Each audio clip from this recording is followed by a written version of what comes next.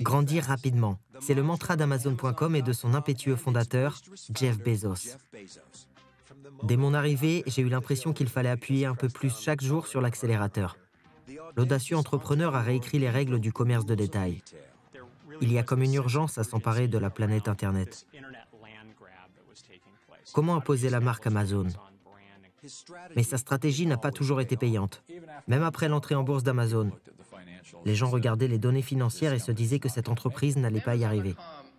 Amazon.com a été rentable en décembre 1995. Et ce, pendant 1 heure. Grâce à une série d'actions pour le moins rusées, Jeff Bezos a construit et reconstruit Amazon.com. Si vous posez une question à laquelle Jeff n'a pas envie de répondre, tout ce que vous obtiendrez est un éclat de rire. Et il rit tout en se remplissant les poches. Vous pouvez tout acheter sur Amazon.com. Des livres, de la musique, des chaussures, des vêtements au char d'assaut ou à la hutte Kitty.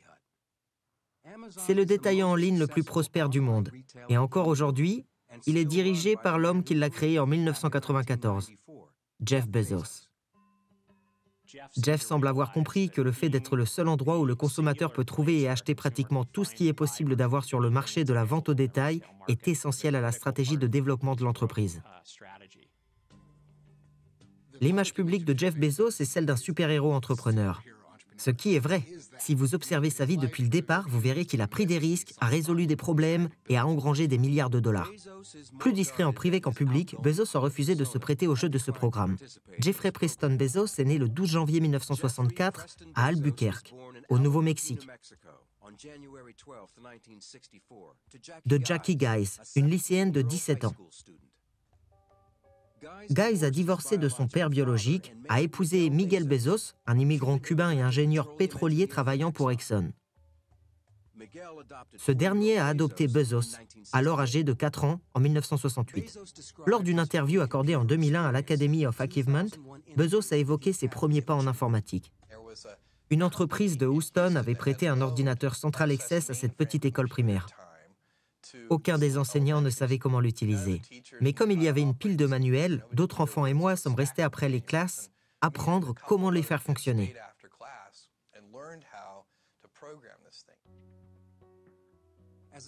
Jeune adolescent, Bezos lance alors sa première entreprise sérieuse, un camp d'été chez lui, spécialisé dans les sciences et la littérature. 5 étudiants s'y sont inscrits, à raison de $150 par personne. En 1986, il est diplômé de l'université de Princeton, summa cum laude, et obtient une licence en génie électrique et informatique. Nicholas Carlson, rédacteur en chef adjoint de BusinessInsider.com, suit l'évolution d'Amazon depuis 6 ans. En fait, Jeff Bezos a été recruté par le hedge fund de D.E. Shaw, sauf qu'il ne souhaitait pas travailler dans la finance, mais plutôt dans la programmation informatique. Toutefois, D.E. Shaw étant un programmateur informatique, son hedge fund s'appuie sur des algorithmes avec le même type de technologie qui intéresse Jeff Bezos.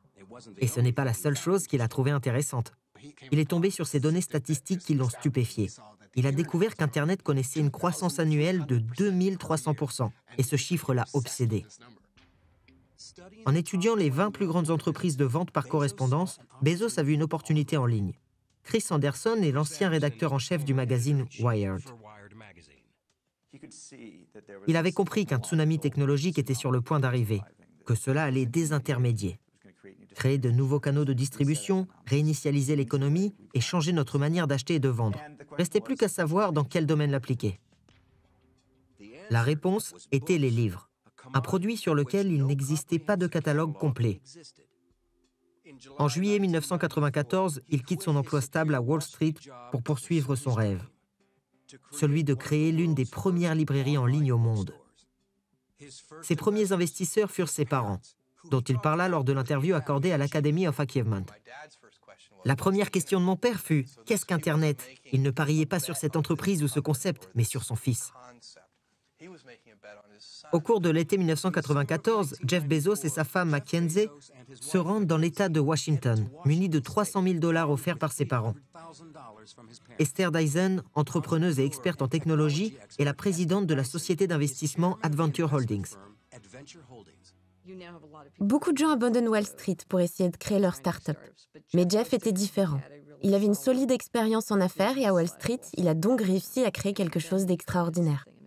Bezos et sa femme s'installent à Bellevue, dans l'État de Washington, et embauchent 2 programmeurs pour écrire le code.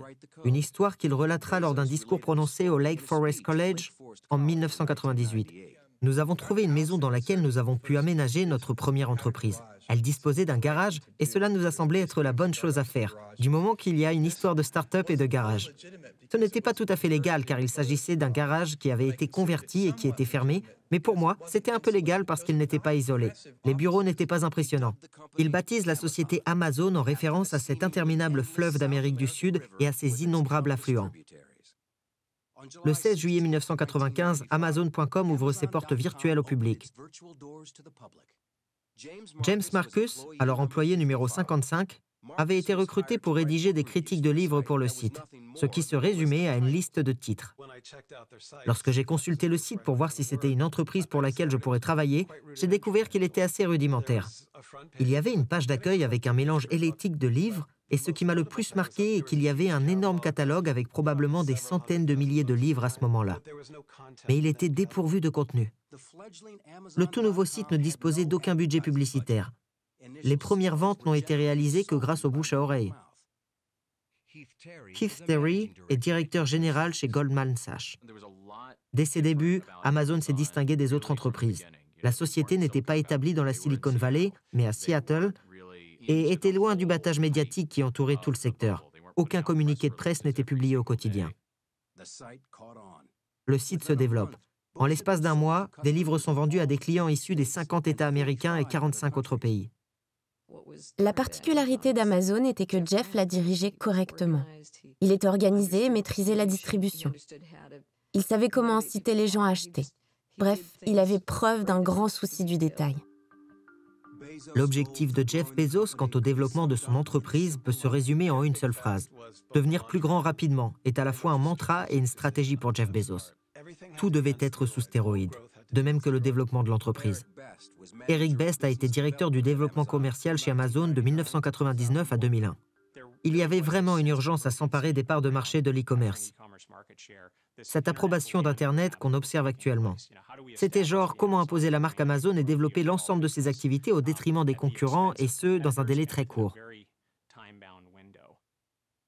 Une stratégie qui s'est avérée payante puisqu'à la fin de l'année 1996, le chiffre d'affaires de l'entreprise atteint 15,7 millions de dollars.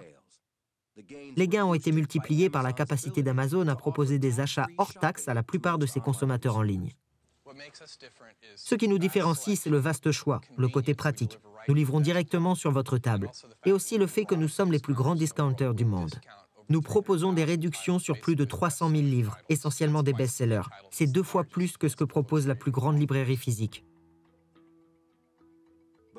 Cependant, les premiers investisseurs étaient contrariés. L'augmentation des ventes s'était faite sans profit, alors qu'Amazon avait dépensé des millions pour développer des logiciels et étendre ses activités. L'entreprise a pris beaucoup de risques à ses débuts. Beaucoup de gens se demandaient si c'était ou non la bonne chose à faire. Mais il est facile aujourd'hui de regarder en arrière et de se dire qu'Amazon avait besoin de ce capital et que des investissements à ce rythme étaient nécessaires pour lui permettre de croître autant qu'elle l'a fait jusqu'à présent. Cela n'a pas toujours été évident dès le départ. Ce qui était clair, c'est que rien ne pouvait arrêter Bezos. Il a tenu le rythme et s'est attelé à l'introduction en bourse d'Amazon. L'idée était qu'il ne fallait en aucun cas se reposer sur ses lauriers. On devait sans cesse innover et devancer la concurrence sans jamais se relâcher, ne serait-ce qu'une milliseconde.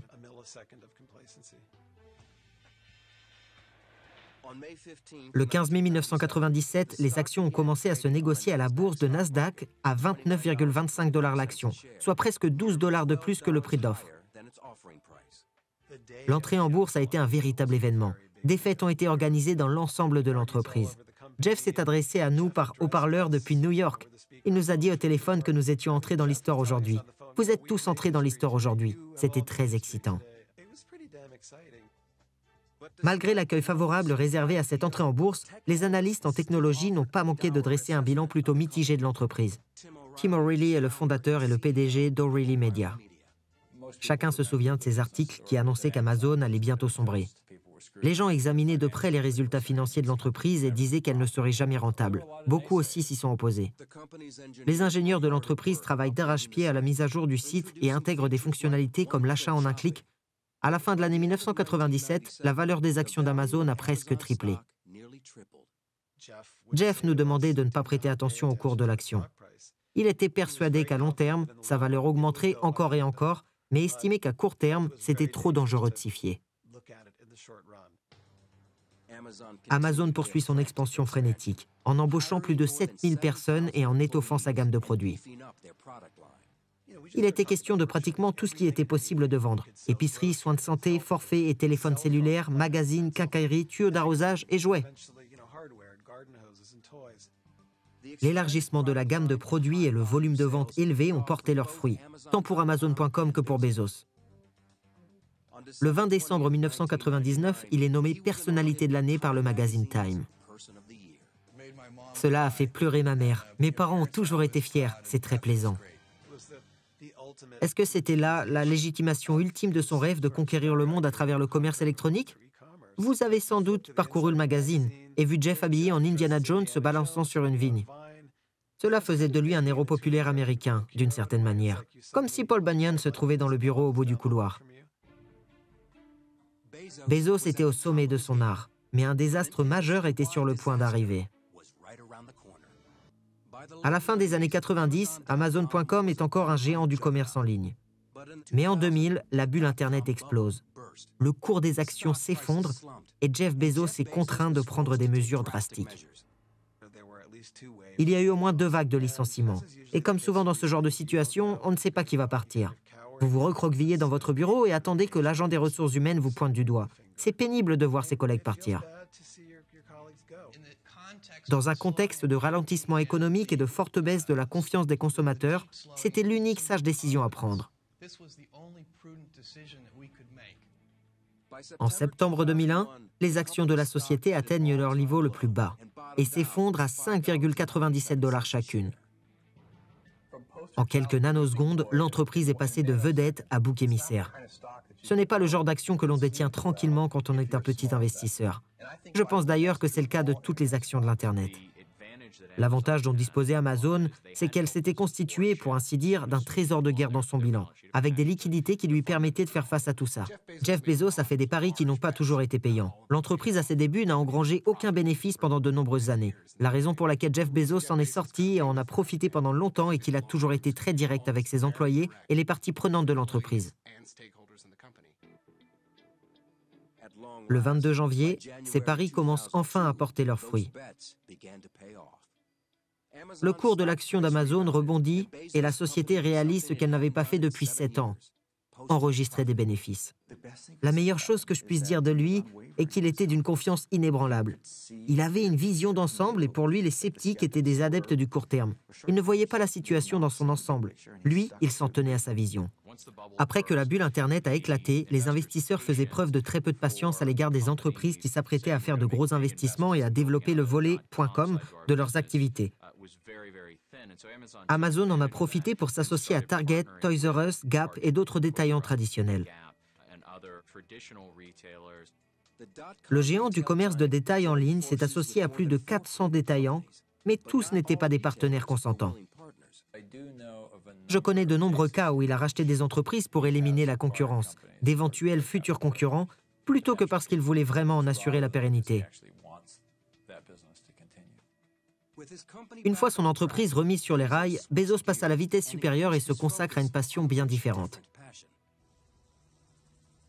Le 6 mars 2003, il affrète un hélicoptère pour rechercher des propriétés dans une région reculée du sud-ouest du Texas. Il souhaite acquérir des ranchs pour une entreprise créée en 2000, Blue Origin. Blue Origin est une entreprise technologique qui a pour but de développer des fusées à décollage et atterrissage verticaux pour les vols spatiaux habités. Mais le voyage a failli être un désastre. Peu après le décollage, l'hélicoptère s'est renversé et a atterri dans le lit d'une rivière. En 2003, Jeff Bezos a failli mourir dans un accident d'hélicoptère. On aurait dit que c'était devenu une sorte d'habitude pour lui. Il pouvait passer par un moment difficile, comme l'effondrement d'un site internet, et la minute d'après en parler avec philosophie et en rire de son rire si célèbre. Contrairement aux autres programmes d'exploration spatiale financés par des bailleurs de fonds privés tels qu'Elon Musk, Richard Branson et John Carmack, Jeff Bezos tient absolument à garder secret les efforts qu'il déploie dans le cadre de Blue Origin.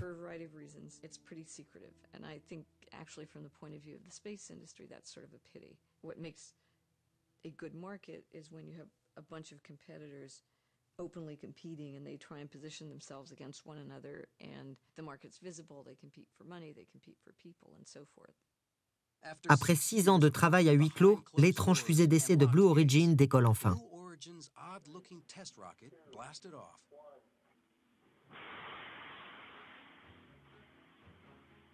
Bezos est alors prêt à se lancer dans un autre projet révolutionnaire, plus proche de chez lui. L'industrie du livre avait besoin d'être considérablement développée. C'était l'occasion d'augmenter les prix et de redéfinir la notion de livre. Mais pour cela, il fallait quelqu'un de suffisamment puissant, avec du matériel, des logiciels et une intégration web de bout en bout. Et qui de mieux qu'Amazon pour le faire? Le 19 novembre 2007, Jeff Bezos participe au Charlie Rose Show et annonce la sortie d'un nouveau produit révolutionnaire. Je tiens entre mes mains le produit dont nous parlons, le Kindle. Dites-moi à quel moment vous est venue l'idée de rendre ceci possible. Nous nous sommes rendus compte qu'il existait des technologies convergentes que nous pouvions, avec la bonne recette, combiner pour créer quelque chose qui, nous l'espérions, révolutionnerait le monde de la lecture électronique.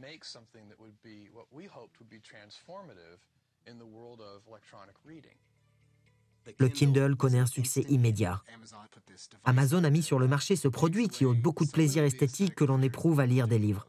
Impossible désormais de sentir les pages et de lire des livres jusqu'à les écorner. Toutefois, aujourd'hui, ces amateurs de livres qui craignaient de se le procurer adorent le Kindle. Facturé à 399 $, le lecteur électronique se vend dans tout le pays en moins de 5h30 à peine. Le nombre de Kindle vendus reste néanmoins un secret bien gardé. Le porte-parole de l'entreprise a déclaré que celle-ci avait choisi de ne pas divulguer ce chiffre. Jen Friedman est l'ancienne PDG de HarperCollins et la cofondatrice d'Open Road Integrated Media. Personne ne sait à ce jour combien de Kindle ont réellement été vendus. Chacun s'essaye à le deviner. Nous savons qu'il y en a des millions, mais combien de millions justement? Évidemment, tout ça est stratégique pour Amazon. C'est ce qu'ils font. Ils aiment garder beaucoup d'informations confidentielles. Mais pour les éditeurs, le Kindle, c'est la mort de l'industrie. Le futur du secteur de l'édition s'annonce sanglant, car les éditeurs n'auront pas pris conscience assez tôt de la concurrence que représente Amazon.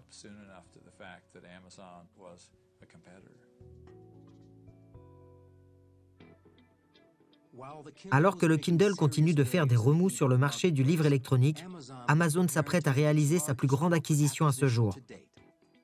Tony Hsieh est le PDG de Zappos.com, le premier détaillant américain de chaussures en ligne. La première fois que j'ai rencontré Jeff Bezos en 2004, il nous avait contactés pour nous dire qu'il souhaitait acquérir Zappos. À l'époque, nous lui avions répondu que nous n'étions pas intéressés, car Zappos perdait en quelque sorte son identité. Hsieh hésite à vendre Amazon. Il nous a recontactés en nous disant qu'il était prêt à envisager les choses différemment, que nous pourrions rester indépendants. Nous nous sommes alors rendus compte qu'il pourrait être un excellent partenaire.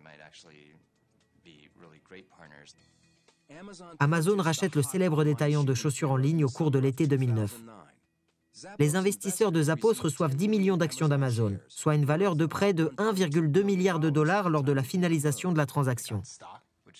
Ils ont reçu des actions, ce qui, à ce stade, vaut mieux que de l'argent liquide. Cela montre que Jeff Bezos, en tant que patron d'Amazon, est quelqu'un qui, certes, est capable d'écraser la concurrence quand il le faut, mais est tout aussi disposé à jouer le jeu et à négocier pour obtenir ce qu'il veut, et ceci en enrichissant tout le monde au passage. Il avait trouvé chaussure à son pied. Cependant, sa vache à lait, le Kindle, était sur le point de subir une concurrence très sérieuse de la part d'un géant de la technologie, l'iPad. Le 27 janvier 2010, Apple a lancé l'iPad, un dispositif de lecture électronique également. Bezos réagit agressivement en réduisant les coûts et en ajoutant de nouvelles fonctionnalités à sa liseuse électronique. L'une des choses que Bezos a toujours su faire en dirigeant Amazon, c'est de jouer avec des marges très serrées. En baissant le prix du Kindle, Bezos reconnaît que le véritable enjeu à long terme pour Amazon est d'être l'endroit où tout le monde achète ses livres électroniques. et le Kindle n'est qu'un moyen d'y parvenir. Le développement fulgurant qu'a connu le marché du livre électronique a ébranlé les magasins traditionnels. Amazon est entré en scène et a concurrencé les détaillants traditionnels en devenant le détaillant électronique. Tout le monde coexistait en fait. Borders, et c'est de là qu'est peut-être venue sa perte, a réalisé toutes ses ventes numériques par l'intermédiaire d'Amazon. Si la société avait établi sa propre présence, les choses auraient pu être très différentes aujourd'hui. Selon Author Guild, Amazon achetait des livres aux éditeurs au prix de gros, soit 12 ou 13 $, puis les revendait sous forme de livres Kindle à 9,99 $, ce qui lui faisait perdre de l'argent à chaque fois. L'auteur de best-seller, John Grisham, s'est insurgé contre le modèle tarifaire d'Amazon. Nous allons arriver à un point où un livre ne vaudra plus que 10 $. Qu'il s'agisse d'un livre relié vendu à prix réduit sur Amazon ou d'un livre électronique vendu par Amazon sur Kindle. Si nous passons à 10 $, c'est tout le secteur qui changera d'un coup. Nous allons perdre des éditeurs et des librairies. D'autres y ont vu une occasion. Il suffit de penser à tous ces auteurs qui ont pu, grâce au Kindle, développer une relation directe avec ses lecteurs. Ce qui n'avait jamais été le cas jusqu'à présent. C'est là toute la différence d'Amazon, qu'il ait été capable de créer ce pont entre les lecteurs et les auteurs. C'est inédit.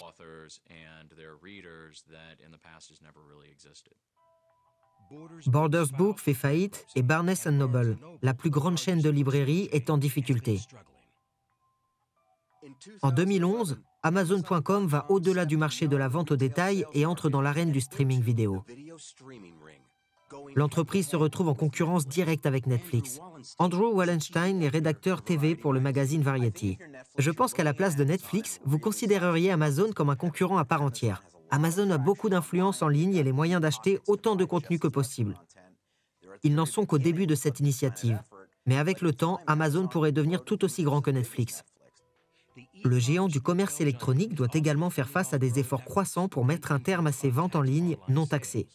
En effet, plusieurs États exigent désormais d'Amazon qu'elle applique la taxe locale sur les ventes, mais Jeff Bezos reste imperturbable et maintient le cap. Jeff Bezos est un touche-à-tout. Il propose des vidéos en streaming en concurrence avec Netflix. Il propose également de la musique en concurrence avec Apple et iTunes.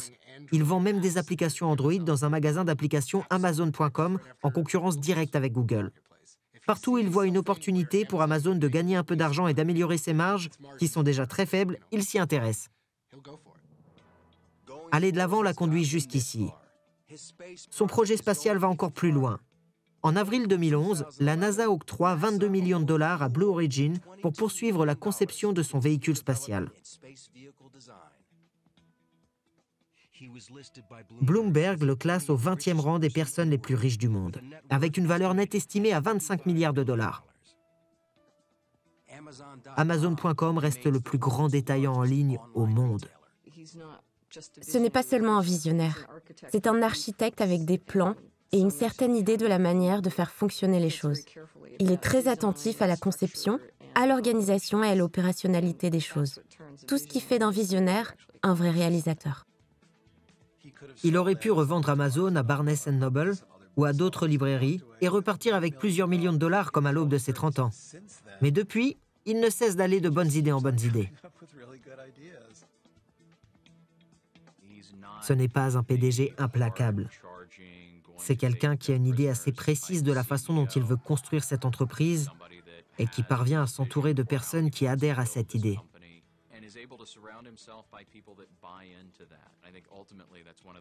C'est pour moi, en fin de compte, l'une des raisons de son succès. Reed Hastings semble aussi coriace que ses DVD. C'est pratiquement indestructible. Il a révolutionné le monde du cinéma, de la télévision et du câble 2 fois. Nous louons des DVD à un prix fixe, c'est très facile. Il est l'un de ceux qui ont fait disparaître les vidéoclubs. Nous n'aurions rien voulu de mieux que d'enterrer Netflix. Il a défié ses détracteurs et a misé sur les films par courrier, alors que les DVD n'étaient encore qu'une nouveauté. La plupart des investisseurs étaient convaincus que Netflix n'était qu'un autre .com, qu'il ne s'agissait que d'une petite idée de niche, que les gens ne s'y abonneraient pas et que la société ne décollerait jamais. Netflix a décollé et a volé pendant 12 ans. Sa valeur a atteint les 12 milliards de $ avant que des chutes spectaculaires n'enrayent sa croissance.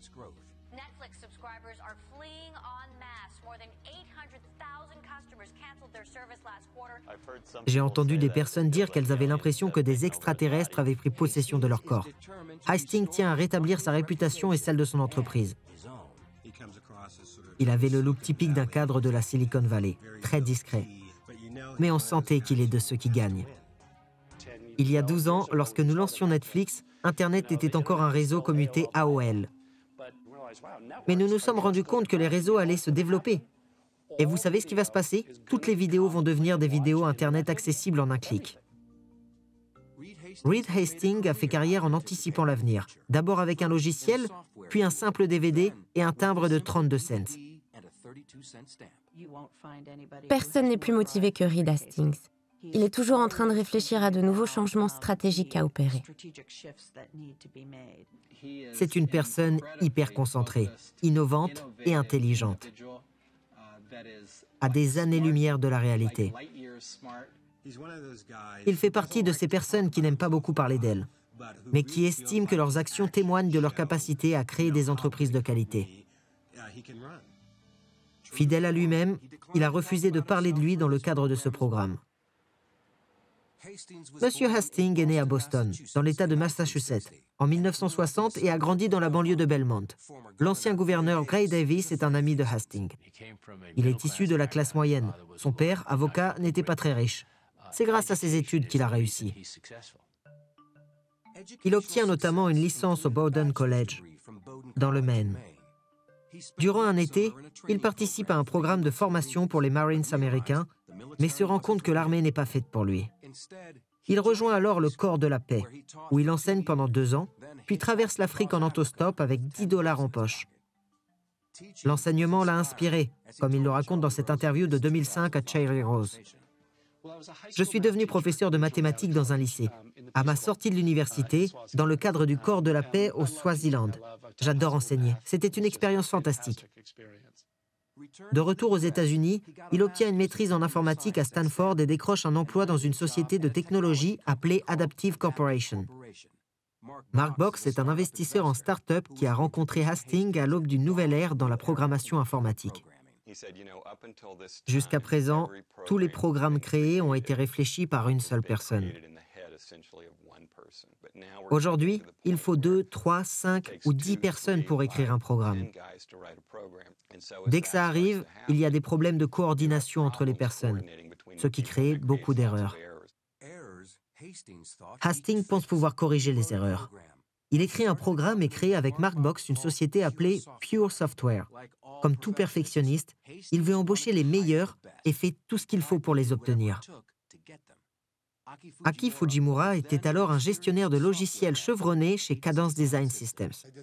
Je n'avais aucune envie de quitter l'entreprise dans laquelle je travaillais, mais il est venu à mon appartement avec un pack de 6 bières et nous avons commencé à discuter. C'est typiquement son style. Audrey McClann est l'un des premiers investisseurs d'Hastings et un membre du conseil d'administration. Une fois que nous sommes lancés, il a été impossible de nous arrêter. La société a doublé d'année en année pendant 4 années consécutives. C'est une véritable fusée. En 1995, Pure Software atteint le saint graal des 90 startups qui sont entrées en bourse. Le jour de l'ouverture, l'action a bondi de 75%. C'était très excitant. En fait, c'était l'introduction en bourse la plus réussie de 1995 pendant une semaine. La semaine suivante, Netscape a également fait son entrée en bourse et a éclipsé notre succès.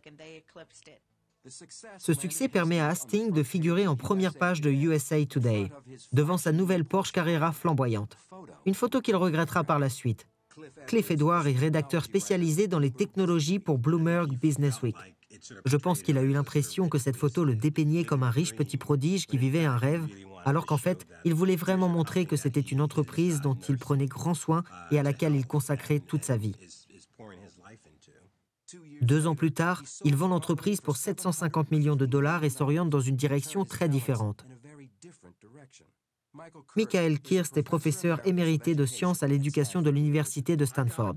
J'ai reçu un appel d'un certain Reed Hastings, dont je n'avais jamais entendu parler, qui m'a dit qu'il voulait venir à Stanford pour étudier les politiques de l'éducation et de l'État. Je n'ai pas vraiment compris pourquoi il s'y intéressait, car cela ne correspondait à rien dans son CV. Pour Hastings, c'est un nouveau départ. Pendant 6 mois, il étudie avec acharnement, puis se rend dans la capitale de l'État pour plaider en faveur d'un nouveau genre d'école en Californie. Il a réussi à créer l'une des premières lois sur les écoles à charte du pays, ce qui a permis d'innover et de faire intervenir de nouveaux opérateurs. C'était un concept complètement nouveau pour la Californie. Pour Hastings aussi, c'est un nouveau concept. C'est à la suite d'un désagrément familier que Reed Hastings décide en 1997 de réinventer un secteur d'activité. Il se souvient des pénalités de retard de $40 qu'il a dû payer pour la location d'un film dans cette interview accordée à Charlie Rose en 2005. Je me souviens que je ne voulais pas en parler à ma femme. J'ai pensé que j'allais compromettre la stabilité de mon mariage pour des pénalités de retard. Finalement, je lui en ai parlé, car je me suis dit que je ne devais pas être le seul à être confronté à ce genre de problème. Ça m'a fait réfléchir au sujet de l'Internet et des DVD et à la façon dont on pourrait fonctionner sans pénalité de retard.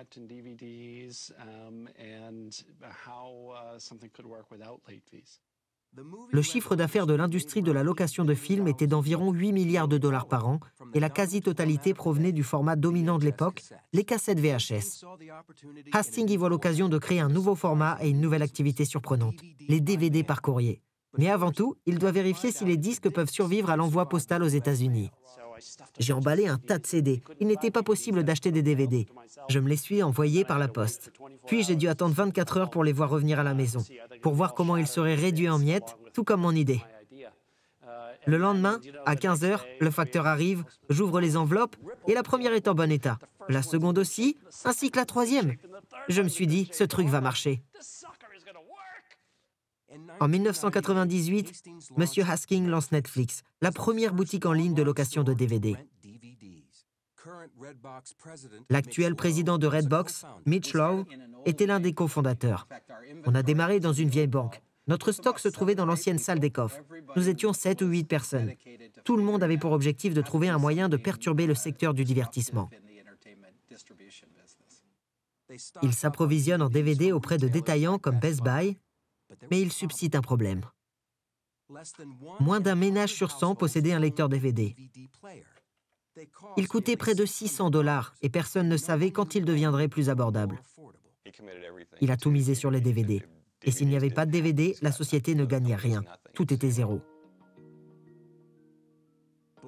Blockbuster et Hollywood Video dominent le secteur avec des milliers de commerces de détail dans presque tous les quartiers.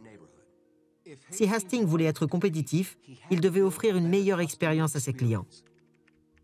Il innove donc en proposant un service d'abonnement facile à utiliser.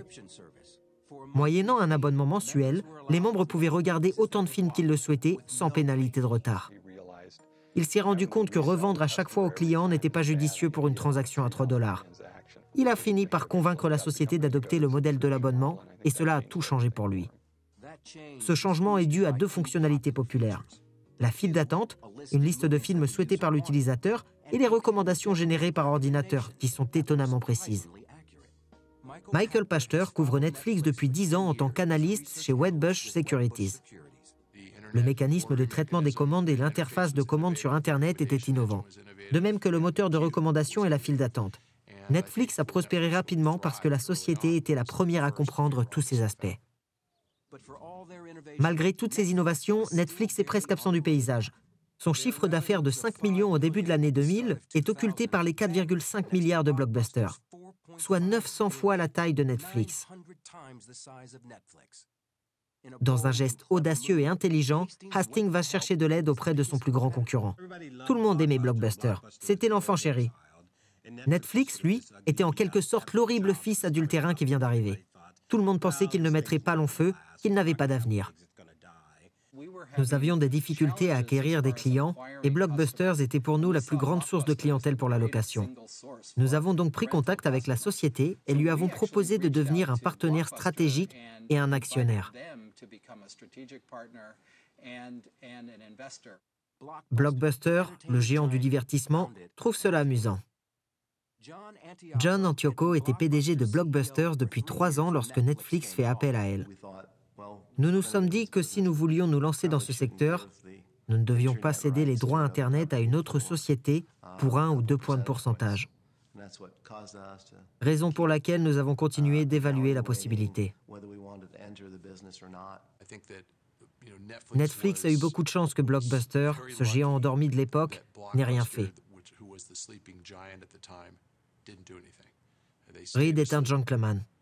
Si c'était un autre PDG de chez Netflix, un peu plus arrogant ou un peu plus effronté, Blockbuster aurait pu être incité à entrer en concurrence.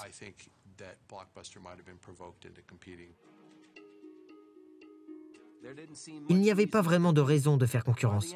À la fin des années 2000, Netflix perd de l'argent. Ses pertes grimpent en flèche et atteignent les 57 millions de dollars. Ça ressemblait à une autre idée de .com, comme eToys. La plupart des investisseurs étaient convaincus que Netflix n'était qu'une idée de niche, que les gens ne s'y abonneraient pas et que la société ne décollerait jamais. Alors que Netflix se bat pour devenir rentable en 2000, Reed Hastings fait à nouveau quelque chose d'inattendu. Il accepte un poste supplémentaire au sein du California State Board of Education. Ceux d'entre vous qui ont essayé de faire évoluer les grandes organisations savent que la moitié de la bataille consiste à les mettre sur la bonne voie et la seconde à les maintenir sur cette voie. Il est nommé par le gouverneur de l'époque, Gray Davis. Si je me retrouvais un jour dans un trou de renard, j'aimerais voir Reed Hastings avec moi, car nous discuterions de la prochaine réunion du conseil d'administration de l'école. Nous nous disputerions sur la décision à prendre. Une fois que nous parvenions à une décision, il y allait et s'y tenait. Il a ainsi obtenu que des réformes soient mises en place. Netflix, de son côté, était loin d'être sur les rails et fonçait vers le déclin des .com. Les puissants sont tombés. Selon une étude récente de Morgan Stanley Dean Witter, la valeur moyenne d'une action Internet a baissé de 2/3 par rapport à son plus haut niveau en 52 semaines. Netflix, qui projette depuis longtemps de s'introduire en bourse, dépose des documents préliminaires alors que le marché s'effondre. Nous avons dû faire face à de nombreux obstacles. Lors de la première tentative d'introduction en bourse, la bulle Internet venait d'exploser. On pensait que les entreprises en ligne n'avaient rien de concret. Il y avait la peur de l'anthrax, puis le 11 septembre, c'était la parfaite conjonction de tout ce qui allait de travers.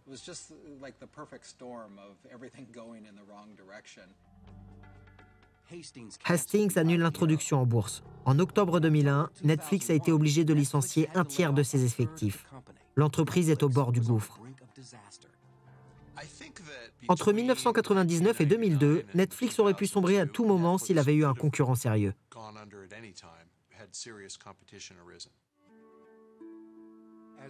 À la fin de l'année, la chance sourit enfin à Hastings. Le prix des lecteurs DVD chute et Hastings glisse un coupon pour un essai gratuit de Netflix dans presque tous les nouveaux boîtiers. Les affaires décollent. L'entreprise remise sur les rails, l'introduction en bourse tant retardée devient une réalité. En 2002, Netflix entre en bourse. Le premier jour, l'action grimpe de 12%, soit 16,75 $. Mais il s'agit là d'une arme à double tranchant. Heath Terry, directeur général de la recherche Internet chez Canadore Genuity, suit Netflix. L'entrée en bourse a suscité beaucoup d'attention, non seulement de la part des consommateurs, mais aussi de la part des concurrents. Ils allaient maintenant devoir faire face à une concurrence assez significative de la part d'entreprises comme Walmart et d'acteurs bien implantés comme Blockbuster. Walmart lance son service concurrent en 2003. Un an plus tard, Blockbuster aussi. Au départ, nous avons lancé notre service un peu de la même manière que Netflix, c'est-à-dire en offrant un essai gratuit. L'un des plus beaux mots de la langue est « gratuit ». Cela nous a permis d'atteindre une croissance raisonnable. Le tarif mensuel de Blockbuster est inférieur à 2 $ de celui de Netflix, ce qui déclenche une véritable guerre des prix. Netflix baisse ses prix, Blockbuster riposte et Walmart aussi. Blockbuster coupe alors dans le vif. Lors d'une conférence téléphonique sur les résultats de fin d'année, Hastings déclare « Blockbuster nous a tout balancé, sauf l'évier de cuisine ». Très honnêtement, j'étais assis dans mon bureau avec quelques membres clés de notre équipe de direction et j'écoutais la conférence téléphonique. Quelqu'un a dit « Pourquoi ne pas leur envoyer un évier de cuisine ?» J'ai répondu « Bonne idée ». Le lendemain, nous leur en expédions un. La rivalité était alors définitivement établie. Cette concurrence féroce sur plusieurs fronts fait des ravages. Le cours de l'action Netflix chute de 75%. L'analyste Michael Pachter déclara que Netflix est un tas de merde sans valeur dirigé par des personnes très sympathiques. J'étais convaincu que Blockbuster serait un concurrent efficace. Si elle était déterminée à conserver ses clients, Netflix disparaîtrait.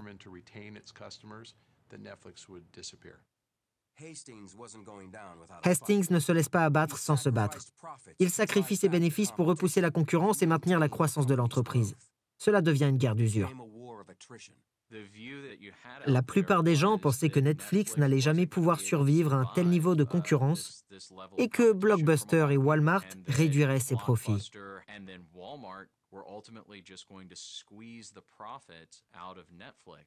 Selon moi, ces deux entreprises ont rapidement compris que ce secteur était beaucoup plus difficile qu'elles ne le pensaient. Alors que la bataille avec Blockbuster et Walmart fait rage, Reed Hastings subit un revers personnel. Pendant 4 ans, il s'est fait le champion de la réforme des écoles publiques au sein du California State Board of Education. Mais lorsqu'il réclame davantage de programmes en anglais et bilingue, il est évincé par des représentants démocrates. Cela a été un coup dur pour lui.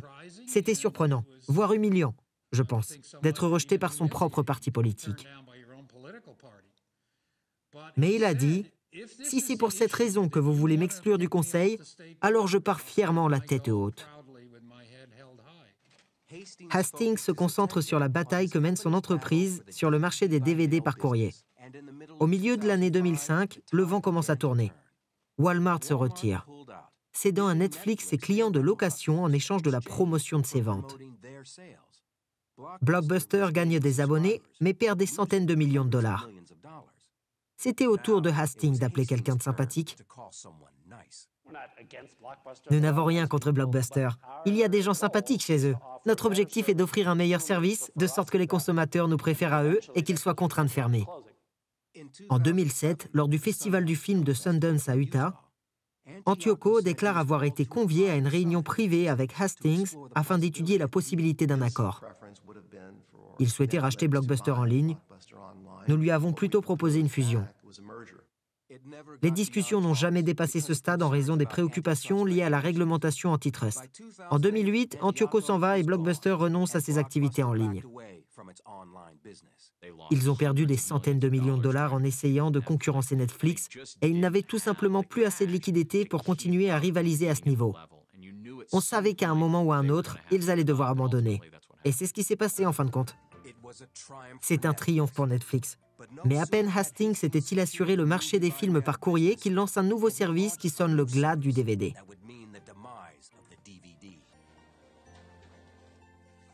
Netflix livre son milliardième DVD en 2007. Hastings est alors prêt à réinventer son entreprise avec un service qui promet de rendre obsolètes les DVD par courrier. Le streaming vidéo en ligne. C'est ce qui était prévu dès la création de Netflix. Il aura fallu une décennie pour que cela arrive.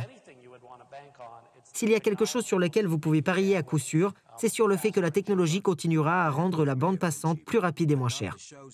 La bande passante est peut-être moins chère, mais pas les émissions.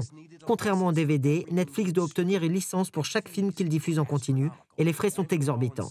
Andrew Wallenstein est rédacteur au Hollywood News Daily Variety. Le type de titre que Netflix commence à diffuser en continu était probablement le plus bas de gamme. Il s'agissait de films ou de programmes télévisés oubliés depuis longtemps. Ce n'était pas ce qu'il y avait de mieux. Je me souviens avoir fait un commentaire moqueur dans une note de recherche sur le fait que personne ne souhaitait voir Revenge of the Nerd 3, un film qui était sorti au début des années 90, en 2007. Et même si ce n'était pas le cas, Netflix ne pouvait diffuser en continu que sur un seul appareil, l'ordinateur personnel. Personne ne regarde de film sur son PC. Il va faire du streaming sur PC. On s'en fout. On s'est dit que c'était de la folie, qu'il était fou.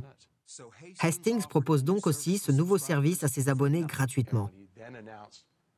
Lorsqu'il a ajouté que nous allions offrir ce service gratuitement, nous étions vraiment convaincus qu'il était cinglé. Il cherche à obtenir plus de contenu et ajoute 11 000 titres en moins de 2 ans. Il conclut enfin un accord révolutionnaire pour les films et les émissions de première diffusion.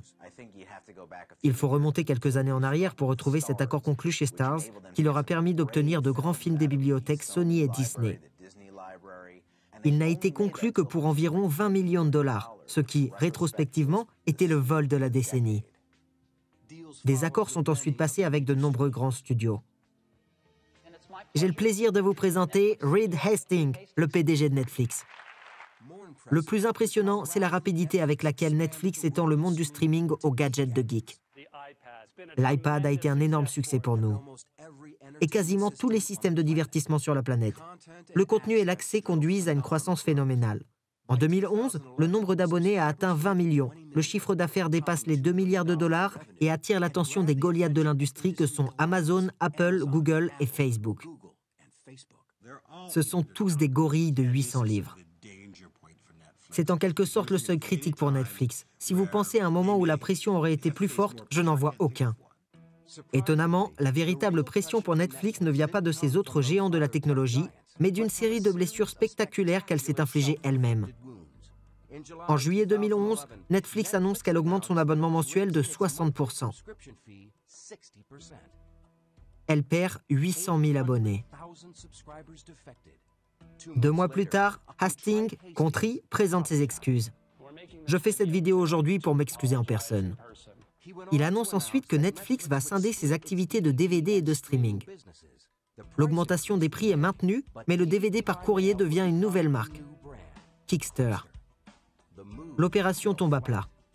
Les clients et les actionnaires continuent de déserter l'entreprise, se débarrassent de leur abonnement et de leur action. Netflix, désormais dans une spirale descendante, est contraint de faire marche arrière. Netflix pushing the rewind button today. The company coming out with a big flip-flop saying that Quickster is dead and that the DVD and streaming services are back under one umbrella. Now the reason for the reversal is simple. Customers just didn't like it. Hastings présente une fois de plus ses excuses pour avoir agi précipitamment. Quickster est devenu le symbole du manque d'écoute de Netflix et nous avons rapidement changé de cap. Nous allions nous en tenir au DVD en tant que partie intégrante de la marque Netflix. La chute est épique. Netflix perd près de 2 tiers de sa valeur en 3 mois, soit 2,3 milliards en une seule journée. Et comme si cela ne suffisait pas, Netflix et Starz se séparent, privant Netflix des dernières sorties cinématographiques de Disney et de Sony et donnant l'impression que Netflix perdait du contenu à mesure qu'il augmentait ses prix. Hastings réagit rapidement et annonce de nouveaux accords de contenu avec DreamWorks Animation, Relativity, AMC, CW et plusieurs autres. Malgré ces difficultés, Hastings affirme qu'il n'a jamais envisagé de démissionner. Il a déclaré qu'il souhaitait être évalué sur la base des succès accomplis au cours de ces 12 dernières années, plutôt que sur les erreurs commises au cours des 12 dernières semaines. Reed a changé la façon dont nous envisageons la consommation de divertissement. Il a élargi les possibilités d'accès aux films. Je n'exclurai pas Reed Hastings de Netflix. C'est une entreprise qui connaît les défis et qui ne s'en cache pas. Très peu d'entreprises ont accompli autant de choses et réussi. 12 ans plus tard, c'est l'une des entreprises qui, même si on n'y adhère pas, est un succès incontournable.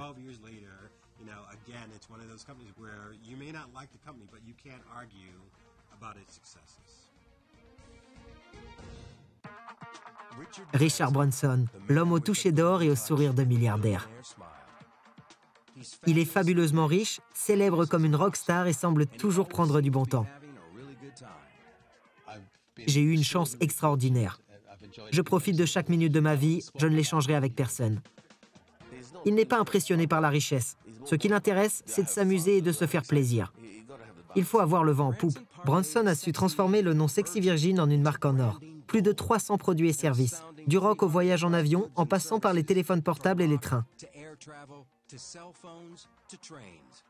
Nous nous sommes attaqués à de grosses sociétés hypertrophiées qui n'avaient pas vraiment pensé aux consommateurs et nous les avons bousculées. Si vous aviez analysé les risques pris par Richard, vous ne les auriez pas pris parce qu'aucune analyse de risque ne vous aurait conseillé de continuer. Pour maintenir tout ça à flot, Branson devient son meilleur porte-parole, incarnant les valeurs de Virgin en matière d'aventure et d'amusement, même si cela implique de mettre sa vie en danger. Il me semble avoir conçu presque tous les moyens connus de l'homme pour essayer de me tuer. Je suis chanceux d'être encore parmi vous aujourd'hui pour parler de certaines de ces histoires. Si un tel titre existait réellement, Richard Branson serait l'homme le plus intéressant du monde. Il possède sa propre île, fait le tour du monde en ballon, travaille avec des dirigeants du monde entier et prévoit d'emmener un sous-marin Virgin jusqu'au fond inexploré de l'océan, son aventure la plus risquée à ce jour. On ne vit qu'une fois, et nous comprenons qu'il y ait des risques à faire des choses que l'humanité n'a jamais expérimentées auparavant, mais nous y allons les yeux grands ouverts.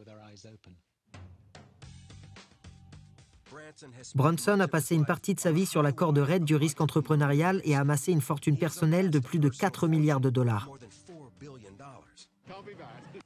Je n'ai jamais été intéressé par le fait de gagner de l'argent. Enfin, certaines personnes pourraient dire que j'ai gagné de l'argent. Mais ce qui me préoccupait le plus, c'était de créer des choses dont je pouvais être fier et de m'amuser en les créant.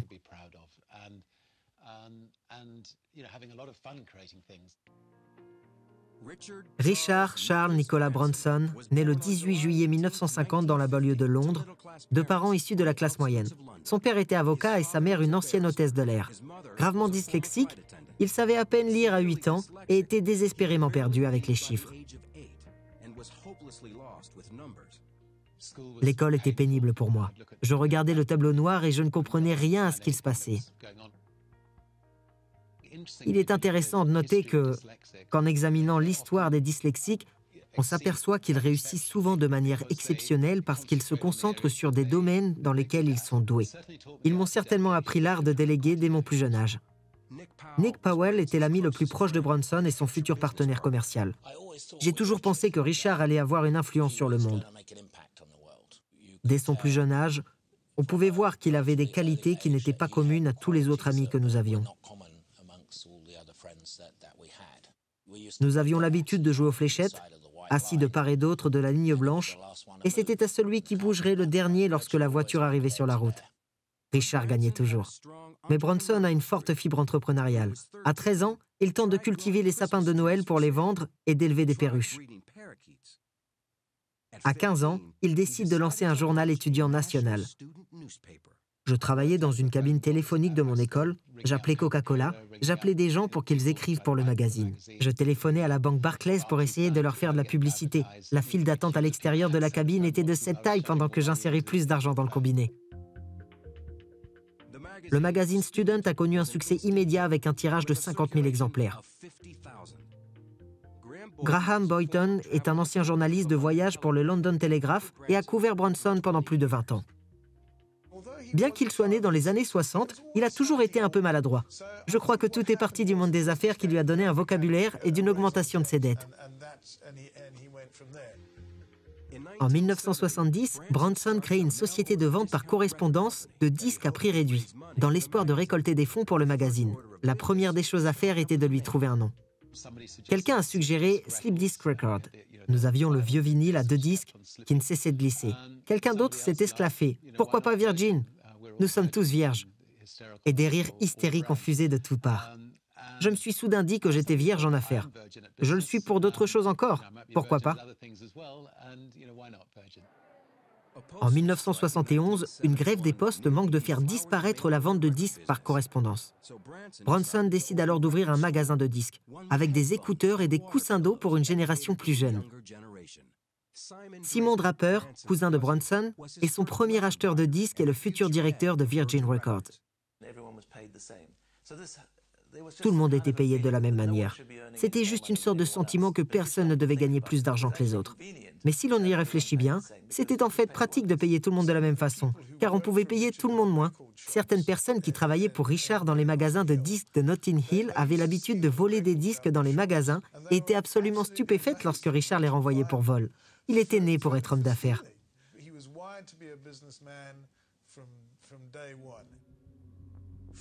5 mois après l'ouverture du magasin Virgin, Richard Branson est soudainement arrêté pour fraude fiscale. Il vendait ses disques au rabais, en partie parce qu'il avait trouvé un moyen de contourner la taxe de 3% sur les disques. Il a passé une nuit en prison et ses parents ont dû céder leur maison pour le faire sortir. Il pensait que le but du jeu était justement d'éviter de payer la taxe. Cela a dû choquer Richard au plus haut point. Il était extrêmement bouleversé, mais il s'est comporté de manière impeccable. Il a tout assumé et personne d'autre n'a été inquiété. Je suis parvenu à éviter une infraction pénale en payant ce que demandaient les douanes et les acquises. Nous avons développé nos magasins de disques très rapidement afin d'obtenir la somme nécessaire au remboursement de la dette. Depuis lors, je me suis assuré que nous faisons tout dans le respect de la loi, sans craindre que quelqu'un ne vienne frapper à notre porte. Pour payer une amende de 150 000 $ et éviter un procès, voire une peine de prison, Branson lance d'autres projets, notamment un studio d'enregistrement et une nouvelle maison de disques, qu'il crée avec son cousin Simon Draper. Le premier artiste qu'il signe est un folkloriste inconnu au nom de Mike Oldfield, avec un étrange album instrumental intitulé Tubular Bells.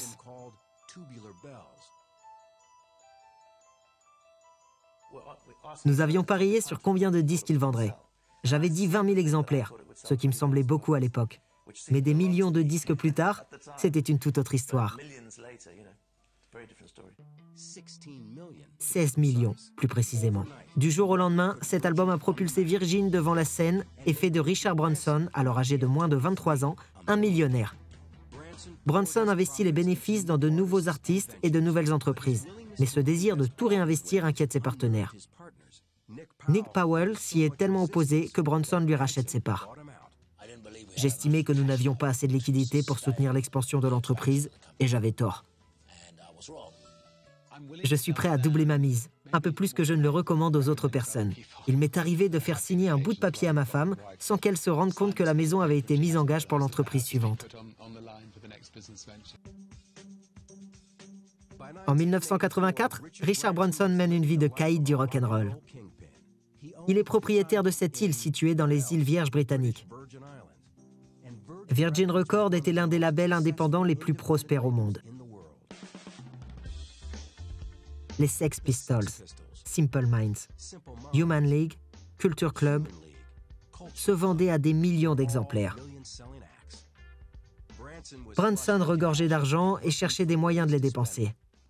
Jusqu'à ce qu'un jour, Randolph Fields, un avocat spécialisé dans les assurances, appelle Branson et lui demande de soutenir son projet de compagnie aérienne transatlantique. Simon Draper et mes autres partenaires se sont mis à s'arracher les cheveux, quand je me suis soudain mis à dire que je détestais voyager sur les compagnies aériennes des autres et que nous pouvions faire mieux. Je détenais à l'époque 15% de l'ensemble du groupe Virgin et mes actions commençaient à prendre de la valeur.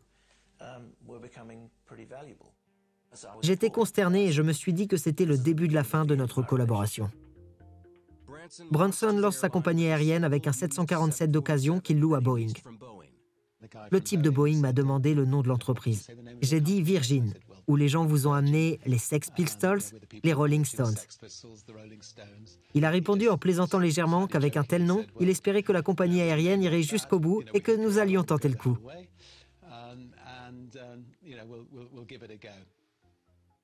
Après avoir racheté les parts de Fields, Branson décide d'offrir une combinaison améliorée des tarifs en classe économique et affaires, le tout en mettant l'accent sur le divertissement sans escale. Le vol inaugural de Virgin entre Londres et New York donne le ton. Je peux vous dire que c'était une orgie. C'était sauvage. Il y avait de l'alcool et des mannequins au sein nu. C'était une fête d'enfer et Richard menait la danse. David Tate, le premier employé de Branson, était cadre chez Virgin Atlantic. Lorsque la porte de l'avion s'est ouverte à Newark, c'était un peu comme si on débouchait un bouchon de champagne. Ce jour-là, il y a eu un nombre record de bouteilles de champagne bues lors de ce vol. Avec un seul avion et une seule ligne, le premier problème qui se pose est la promotion. Branson n'a pas le budget publicitaire nécessaire pour rivaliser avec British Airways et les autres grandes compagnies aériennes. Il prend donc les choses en main et se lance dans une série d'aventures époustouflantes en montgolfière et en bateau qui feront rapidement de Virgin Airlines un nom connu de tous. Son vol de 1987 à travers l'Atlantique a fasciné les médias du monde entier pendant des semaines. 5 personnes avaient déjà trouvé la mort lors de tentatives similaires. Per Lindström a été le copilote de Branson. Il a entièrement remis sa vie entre mes mains. Je dois dire que ses mains sont bénies. Alors que le ballon s'enfonce dans la mer d'Irlande, des vents violents le projettent contre les vagues. Mon collègue, un aérostier plus expérimenté, a sauté du ballon. Je suis resté seul alors qu'il s'élevait en spirale jusqu'à atteindre 10 ou 15 000 pieds d'altitude. J'étais dans l'eau. Rich était dans le ballon sans savoir comment il fonctionnait. C'est clair que ça a été le moment le plus effrayant de ma vie. Branson a réussi à faire descendre le ballon et saute dans l'eau glacée. Un hélicoptère de la Royal Air Force le repêche en même temps que Peer, qui a failli mourir après avoir nagé sur place pendant 2 heures. J'ai l'habitude de décrire Richard comme un croisement entre Evil Knievel et Ted Turner. Il vous dira toujours qu'il monte en ballon parce que c'est une bonne publicité pour l'entreprise. C'est de la foutaise. Il le fait parce qu'il aime ça. S'il était un chat, il en serait à sa 3e série de 9 vies. À la fin de l'année 1989, le monde de Richard Branson s'étend sur tous les fronts. Il épouse sa compagne de longue date, Joanne Templeman, lors d'une cérémonie sur l'île de Necker. Le couple a déjà 2 enfants, Sam, 4 ans, et Holly, 8 ans. L'entreprise se diversifie également. L'introduction en bourse du groupe Virgin, en 1986, avait rapporté plus de 56 millions de dollars à Branson. Je ne pense pas que l'introduction en bourse changera grand-chose à la manière dont nous menons nos affaires. Il s'est avéré que oui, ça a fait la différence. Branson n'a pas apprécié de devoir rendre des comptes à un conseil d'administration extérieur et de racheter Virgin au bout de 2 ans. Il est désormais à la tête d'un empire petit mais précaire, avec une compagnie aérienne en pleine expansion qui risque à tout moment de sombrer. Pire encore, British Airways est déterminé à écraser son nouveau rival.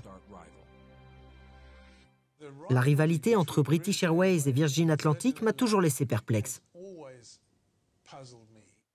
Je pense qu'elle était due au fait que l'établissement britannique voyait ce jeune arriviste aux cheveux longs comme une sorte d'entrepreneur en aviation, imprudent à la grande bouche et que cela l'agaçait. À tel point qu'en 1991, British Airways lance ce que la presse appellera la Dirty Tricks Campaign. Ils avaient des équipes secrètes qui accédaient illégalement à nos données informatiques, appelaient des passagers en prétendant qu'ils venaient de la part de Virgin Atlantic, qu'ils avaient des vols annulés et qu'ils les transféraient sur British Airways. Des gens fouillaient mes poubelles et celles de nos clubs pour essayer de trouver la moindre saleté sur nous. Ils publiaient des articles dans la presse et d'autres choses. Plus grave encore, Branson est persuadé que British Airways alimente les rumeurs selon lesquelles Virgin est insolvable et sur le point de faire faillite. Will Whitehorn est l'ancien directeur de Virgin Galactic et a travaillé en étroite collaboration avec Branson depuis 1987. Chaque jour, vous décollez et chaque siège vide vous fait perdre de l'argent. Si quelqu'un peut persuader les passagers de ne pas réserver auprès d'une certaine compagnie aérienne parce qu'il pense qu'elle va faire faillite, elle fera faillite.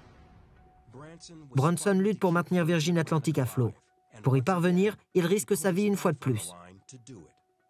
Il s'envole pour un autre dangereux voyage promotionnel en ballon, cette fois-ci au-dessus du Pacifique.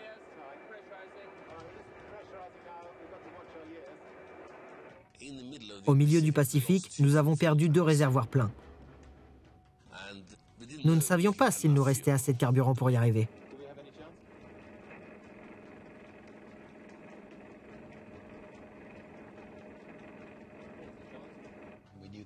Nous devions faire voler ce ballon à une vitesse moyenne de plus de 180 miles par heure.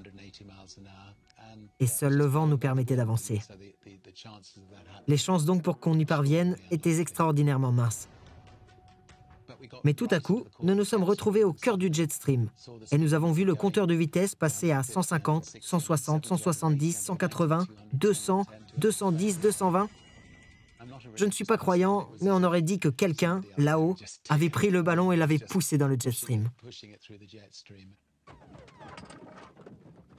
Branson et Lindstrand atterrissent en catastrophe sur un lac gelé, à 300 miles des habitations les plus proches. Nous avons raté l'objectif de 3500 km et avons atterri dans l'Arctique dans une tempête de neige à moins 60 degrés. Mais nous n'aurions pas pu être plus heureux. En effet, le temps que Branson retrouve sa température normale, il était devenu une superstar. Sa maison de disques connaît, elle aussi, une grande effervescence. Virgin Records signe des contrats pluriannuels avec Janet Jackson et les Rolling Stones. Toutefois, à court terme, cela ne servait à rien. La campagne de sabotage de British Airways à l'encontre de Virgin Atlantic rendait impossible l'obtention de tout crédit. Pour sauver sa compagnie aérienne, Branson prend la décision la plus difficile de sa vie. Il décide de vendre sa maison de disques adorée. Penny Pike a été son assistante personnelle pendant 31 ans. Tout le monde était terriblement choqué.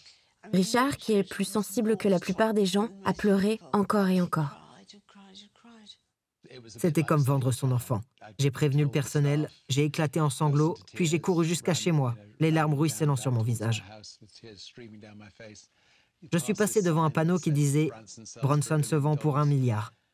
Et j'ai réalisé que la vie n'était pas si horrible que ça. Il a assuré l'avenir de Virgin Atlantic parce qu'il avait suffisamment de capital derrière lui pour pouvoir regarder n'importe quel concurrent en face et lui dire « Je peux tenir le coup aussi longtemps que vous le pouvez ». À l'époque, les gens disaient que nous étions fous de vendre la maison de disques pour investir l'argent dans une compagnie aérienne. Au final, l'industrie du disque s'est effondrée et celle du transport aérien ne nous a pas trop mal réussi.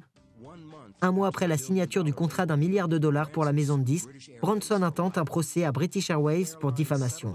La compagnie aérienne négocie un accord à l'amiable et verse à Branson la somme de 1,1 million de dollars.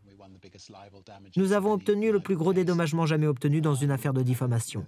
La compagnie aérienne a dû présenter ses excuses publiques. Richard Branson est passé plus tard dans la journée. C'était probablement l'un des plus grands jours de sa carrière d'homme d'affaires. Il l'avait fait. Il avait gagné contre la toute-puissante British Airways. Cette nuit-là, il était au téléphone avec plusieurs personnes. Et on sentait une réelle détermination dans sa voix. Le moment était venu pour lui de faire de Virgin Atlantic un succès mondial et de la faire prospérer dans le monde entier. En 1992, après avoir vendu Virgin Records pour 1 milliard de dollars, Richard Branson est prêt à exploiter son bien le plus précieux, la marque Virgin. Nous nous sommes rendus compte que nous avions quelque chose à protéger et à entretenir. La marque était, en fin de compte, la vraie raison d'être de Virgin. Branson était la marque et il l'a promue sans relâche. Aujourd'hui, il a virginisé plus de 300 produits et services. Selon moi, en règle générale, si vous pouvez créer quelque chose dont vous êtes fier, vous avez toutes les chances de réussir. Je ne me suis jamais dit qu'il fallait exploiter ce cerveau dans de nombreux domaines différents. J'ai simplement pensé que nous pouvions faire mieux dans les clubs de santé, dans le domaine de la téléphonie mobile, etc. Certaines entreprises, comme Virgin Brides et Virgin Cola, tombent rapidement à l'eau.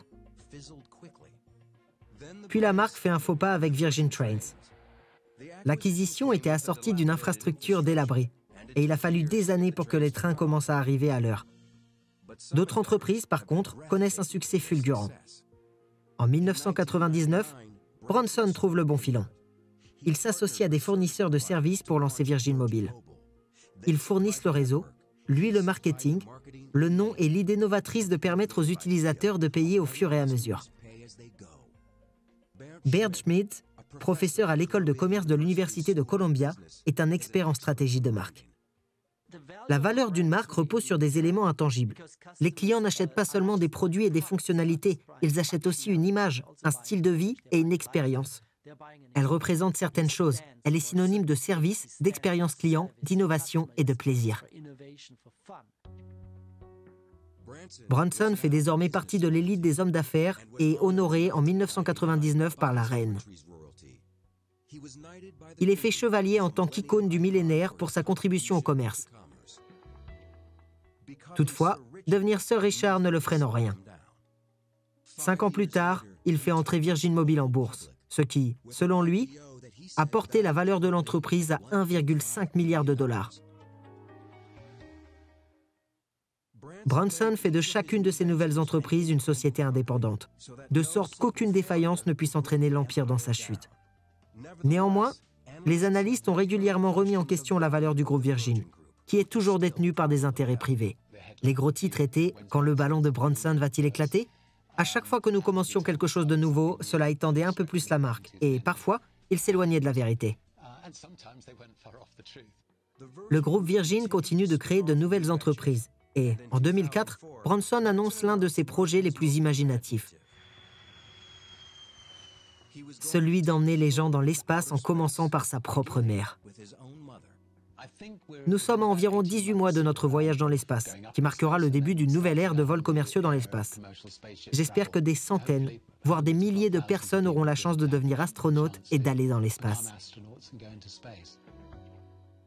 C'est un risque énorme, un peu comme si vous mettiez votre nom ou votre marque sur une voiture de course de Formule 1. C'est génial quand elle gagne, mais si elle fonce dans un poteau en béton quelque part, c'est beaucoup d'inconvénients. Branson étend la marque Virgin encore plus loin en 2006. Alors que sa propre compagnie aérienne rejette des tonnes de CO2 dans l'atmosphère, il s'engage à consacrer tous les bénéfices de ses sociétés de transport au cours des 10 prochaines années, soit environ 3 milliards de dollars, au financement de la recherche sur un biocarburant respectueux de l'environnement. Il lance également le Conseil des sages, une équipe d'intervention en cas de crise, dirigée par Nelson Mandela. À 55 ans, j'avais bien gagné ma vie. Je pouvais téléphoner à n'importe qui et obtenir des résultats. J'étais désormais dans une position qui me permettait de faire la différence dans le monde. Les critiques se moquent du nouvel esprit social de Bronson et pointent du doigt les paradis fiscaux offshore qu'il utilise depuis des décennies pour protéger sa fortune. Il n'est pas différent des autres hommes d'affaires très riches qui ont des armées de comptables et d'avocats qui leur disent où placer leur argent et comment le cacher. Est-il l'entrepreneur du peuple? Jusqu'à un certain point seulement. Bronson ne réussit pas à sauvegarder tous ses actifs. Virgin America a du mal à décoller et perd près de 400 millions de dollars avant de commencer à faire des bénéfices au troisième trimestre de 2010.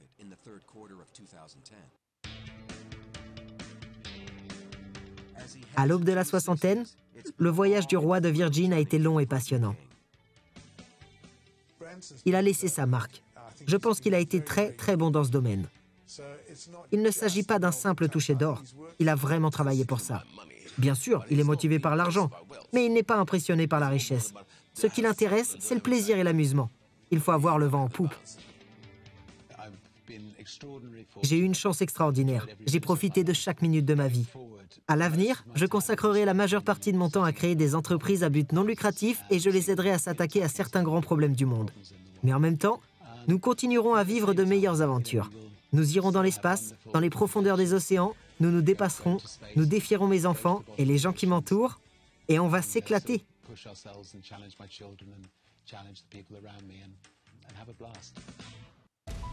C'est le guerrier samouraï de la Silicon Valley. L'attitude de Larry est « Vous voulez vous mesurer à moi? Alors préparez-vous à être écrasé ». Il y a plus de 30 ans, Larry Ellison créait Oracle Software, ce qui faisait de lui le dirigeant le mieux payé au cours de la dernière décennie, avec une rémunération totale de 1,84 milliard de dollars. Il n'y a que Larry pour réussir à faire croire à un client qu'il peut changer sa vie professionnelle grâce à son produit.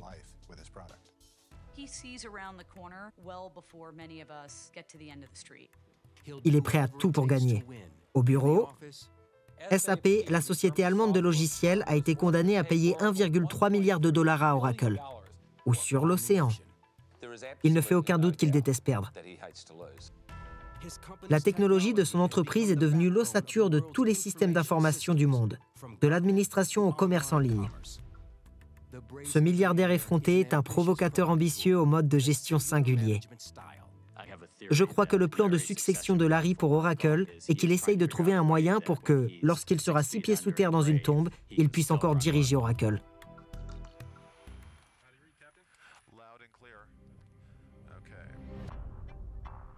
Si vous savez quelque chose sur Larry Ellison, c'est probablement ceci. J'ai une Bugatti, la voiture la plus rapide du monde. Sa maison a coûté 200 millions de dollars. J'ai le voilier le plus rapide qui ait jamais été construit. Je suis accro à la victoire. Plus vous gagnez, plus vous avez envie de gagner. C'est un accro à l'adrénaline et un collectionneur invétéré de jouets et de biens immobiliers coûteux. Il a dépensé 400 millions de dollars pour ramener la Coupe de l'América 2010, la plus ancienne compétition sportive, aux États-Unis pour la première fois depuis 15 ans.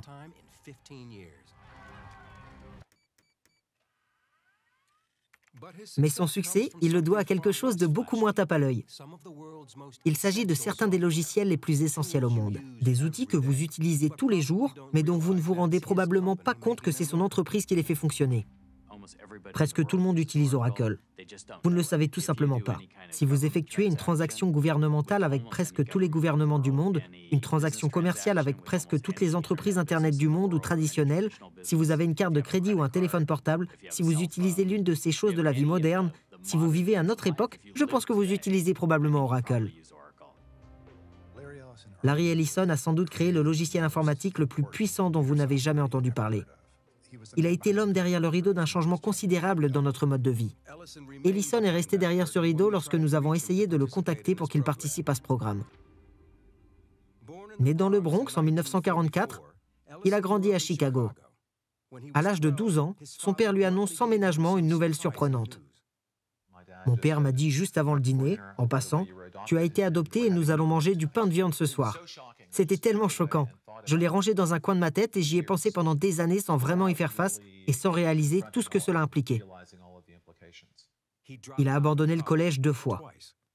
Ellison était un élève médiocre et n'aimait pas l'éducation formelle. Mike Wilson est rédacteur au St. Petersburg Times et a longuement interviewé Ellison pour sa biographie. Larry ne voulait pas suivre les règles à l'école, dans la famille ou ailleurs.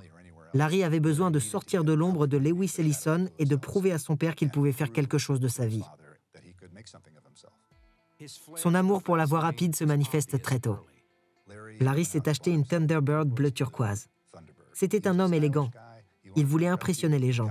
Il est monté dans cette voiture et l'a conduite jusqu'en Californie. C'était un homme plein de potentiel. Son voyage en Californie a été déterminant pour son avenir. Larry Ellison s'installe à Berkeley et entreprend de gagner sa vie en écrivant des codes. En 1973, il travaille pour le fabricant d'électronique informatique Amdahl. Il y rencontre Stuart Fagin, avec qui il reste ami pendant plus de 35 ans. Mon premier jour de travail, je suis entré dans mon bureau et, de l'autre côté du couloir, il y avait 2 types qui ne semblaient jamais travailler. Ils parlaient tout le temps. L'un d'eux ne faisait que parler de lui, de son intelligence, de la stupidité des autres et du fait qu'il devait vraiment tout diriger. C'était Larry Ellison. Ellison est un programmeur talentueux, mais impatient, qui cherche désespérément à contrôler quelque chose qui lui est propre. Dire qu'il avait la capacité d'attention d'un tumbleweed serait le surestimer. Je dirais plutôt celle d'un éclair. Mais son attention est retenue lorsqu'il décroche un emploi chez Ampex. Cette société se débattait avec un projet financé, entre autres, par la CIA. Il avait pour nom de code Oracle. La CIA avait besoin d'un système pour stocker et récupérer d'énormes quantités de renseignements étrangers concernant ses diverses opérations et missions sensibles. Pour Ellison, il s'agit du travail d'une vie qui sera déterminant pour son avenir. Dans les années 70, le stockage des informations consistait à mettre les données sur des bandes magnétiques, ce qui était tout simplement trop lent et incohérent pour la CIA et pour Ellison. Il quitte Ampex et crée plus tard sa propre entreprise avec son ami et génie de la programmation, Bob Miner. Bob et Larry formaient un couple bizarre parfait pour la Silicon Valley. Bob possédait toutes les compétences techniques. Larry, quant à lui, avait le sens de la vente et de la vision. Il savait comment s'adresser à un client et lui expliquer comment son entreprise pouvait changer. Muni de ce signe manuscrit original de $1200, il crée des laboratoires de développement de logiciels, SDL. Ellison recrute ses amis Ed Oates et Stuart Fagin pour l'aider à programmer. Il voulait que je le rejoigne pour créer une sorte d'entreprise. Je me suis dit que c'était l'idée la plus stupide que j'ai jamais entendue, car Larry n'était pas connu pour terminer les choses. J'avais l'habitude de dire que c'était un vrai feignant et qu'il n'arrivait jamais à rien, et j'avais à moitié raison. La nouvelle société d'Ellison a besoin d'un produit, et après avoir lu un obscur document de recherche d'IBM, il pense l'avoir trouvé. Une méthode de tri d'informations largement supérieure à tout ce qui existait auparavant. Il s'agissait d'une base de données relationnelle. Pour Gary Bloom, qui a travaillé avec Ellison pendant 14 ans, il s'agissait d'un nom complexe, mais d'une idée simple. Une base de données relationnelle est un ensemble de données et d'informations qu'on met tout simplement dans un format qui permet de rechercher et de trouver très facilement ces informations. Rien de compliqué. IBM n'a pas vu le potentiel de ce qu'ils avaient. Ellison, si. Je me suis dit que nous pouvions éliminer IBM du marché parce qu'elle ne croyait pas en sa propre idée. Ellison, lui, y croit et demande au programmeur Bruce Code d'écrire du code. Pour moi, c'est juste une technologie cool et amusante. Mais Larry, lui, y voyait une entreprise. Il y voyait un marché. On n'était pas sûr que Larry ait raison. Mais on avait besoin de ses emplois. Et c'était une lutte de tous les instants. Larry était soumis à une forte pression pour obtenir de l'argent, d'une manière ou d'une autre. En 1977, à 34 ans, la start-up Software Company de Larry Ellison s'emploie à créer une base de données intelligente qui, selon eux, révolutionnera la manière dont les entreprises récupèrent, gèrent et analysent les données. 3 pièces et un petit hall d'entrée. Nous étions 4 à écrire des programmes. Larry s'occupait surtout de trouver des clients, ce qui était bizarre car nous n'avions pas de logiciel. Toutes les caractéristiques que nous décrivent les livres d'un bon leader, il ne les avait pas. Mais il était tenace et n'abandonnait jamais. Ellison produit et amadoue les clients. Il devient l'évangéliste en chef de l'entreprise. Il n'y avait personne de mieux que Larry pour convaincre un homme d'affaires ou faire croire à un client qu'il pouvait changer sa vie professionnelle grâce à son produit. Sachant qu'ils avaient encore besoin d'une solution plus intelligente pour la tâche monumentale que représentait la gestion des renseignements mondiaux, Ellison vend sa base de données à la CIA, son premier client. Il baptise le nouveau logiciel Oracle version 2. Il n'y avait pas de version 1, car tout le monde se disait que personne n'achèterait la version 1 parce qu'elle était buggée. Nous avons donc commencé par la version 2. Elle était aussi moins buggée que n'importe quelle autre version. Je décris ces premières versions comme le Roach Motel des bases de données. Les données entraient mais ne sortaient pas. En 1982, Ellison baptise également son entreprise Oracle. Il ciblait les agences gouvernementales et les grandes entreprises à sa manière. Je me souviens qu'il a dit très clairement une fois, « Bruce, nous ne pouvons pas réussir si nous ne mentons pas aux clients. » Curieusement, Larry avait déclaré à la Bank of America que nous étions 15, alors qu'en réalité, nous n'étions que 5. Je ne vois pas pourquoi la Bank of America aurait eu un avis différent que l'on ait été 5 ou 15, mais Larry leur avait donné un chiffre un peu plus élevé que le chiffre réel. Ellison affine également sa politique commerciale en s'inspirant d'un voyage au Japon au début des années 70. J'étais au Japon et j'ai discuté avec un chef d'entreprise japonais qui m'a dit que le problème de l'Amérique, c'est que nous n'avons pas d'appétit pour la concurrence. Au Japon, nous pensons que nos concurrents volent le riz de la bouche de nos enfants. Nous pensons que toute part de marché inférieure à 100% est insuffisante. Cette approche implacable est connue aujourd'hui comme la méthode Oracle. Au début et au milieu des années 80, la méthode Oracle consistait à gagner, presque par tous les moyens nécessaires. L'attitude de Larry est « Vous voulez rivaliser avec moi? Alors, préparez-vous à être écrasé ou laissez tomber. » Son produit, la base de données Oracle, décolle comme un avion de chasse dans l'une de ses publicités et, en 1986, Oracle entre en bourse. Ses 39% de parts dans l'entreprise valent la somme astronomique de 93 millions de dollars. L'introduction en bourse est un grand succès, mais elle est éclipsée dès le lendemain par l'introduction en bourse de Microsoft, qui permet à Bill Gates d'empocher la somme astronomique de 350 millions de dollars. En 1989, Ellison installe les bureaux d'Oracle sur ce gigantesque campus de Redwood Shores, en Californie, surnommé la Cité d'Émeraude, en référence au magicien d'Oz, ou, comme l'a décrit un journal, Larryland. Et tout le monde savait qui était le magicien. Lorsque j'ai commandé une Ferrari 348, qui aurait été la première en Californie, Larry a commandé la sienne quelque part sur la côte Est et l'a fait expédier avant que je ne reçoive la mienne. Il ne voulait pas être le deuxième. Il voulait être le premier. Son obsession d'être le premier fait des ravages. Oracle se heurte à un mur. Ses pratiques commerciales agressives ont commencé à poser de sérieux problèmes. Les pratiques commerciales agressives d'Oracle dans les années 80 transforment l'entreprise en un cauchemar pour les comptables. L'équipe de vente était très agressive, très désireuse de conclure en affaires, et il y avait très peu de contrôles commerciaux quant à l'élaboration de ces accords. Nous avons alors commencé à rencontrer un problème de signature de mauvais contrats. Elle commercialise également des produits qui n'ont pas été encore créés. Oracle vendait beaucoup de fonctionnalités. La société recevait beaucoup d'argent pour des produits à venir. La question qui se posait était alors de savoir, une fois ces produits livrables obtenus, à qui les vendre? Elle les revendait à tout le monde. Elle vendait pendant 3 ans avant de les recevoir. Le fait que leur dernier produit soit un échec n'a pas aidé les perspectives de l'entreprise. La version 6 d'Oracle est truffée de bugs. Les clients sont frustrés et les ventes chutent. On parle parfois de l'expérience de mort imminente d'Oracle au début des années 90. Et c'était le cas.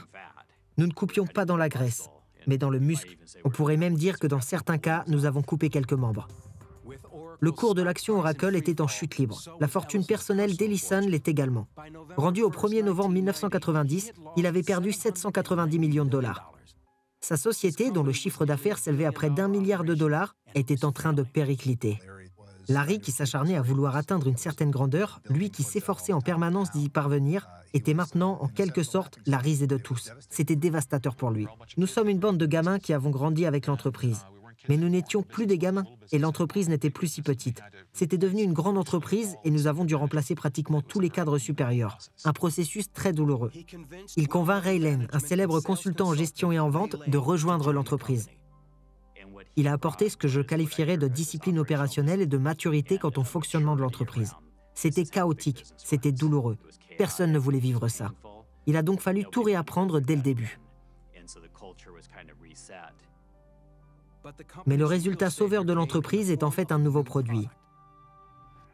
Zach Nelson a été le plus jeune responsable marketing d'Oracle. Oracle 7 était un produit spectaculaire. L'avenir s'annonçait incroyablement radieux. Et je pense que tout le monde au sein d'Oracle à l'époque le savait et le sentait. Il ne s'agissait pas seulement d'une amélioration progressive, mais d'une amélioration de plusieurs ordres de grandeur. La société d'Ellison évite de peu de péricliter. En 1994, les revenus d'Oracle dépassent les 2 milliards de dollars et ses actions valent désormais près de 3 milliards de dollars. Pour Ellison, c'est loin d'être suffisant. Pour devenir le poids lourd de l'âme du logiciel, Ellison sait qu'il doit se battre contre le champion en titre, Bill Gates. Il semblait personnellement déçu de ne pas être plus riche que Bill Gates. Pour lui, si vous n'étiez pas le numéro 1, vous n'étiez pas le plus riche. Vous n'étiez pas au sommet, vous n'étiez pas le meilleur. C'était la carte de pointage et il perdait. Larry se pensait en compétition avec Bill Gates. Gates, lui peut-être, n'y pensait pas autant. Larry voulait être reconnu comme le plus grand innovateur, vendeur, évangéliste dans le monde du logiciel. Et la bataille était rude face à celui qui avait intégré son logiciel dans tous les ordinateurs personnels du monde. Ellison fait une fixation sur Gates.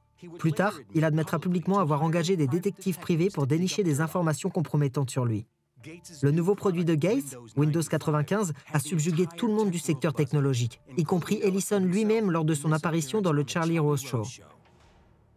Windows 95 est un logiciel extrêmement compliqué.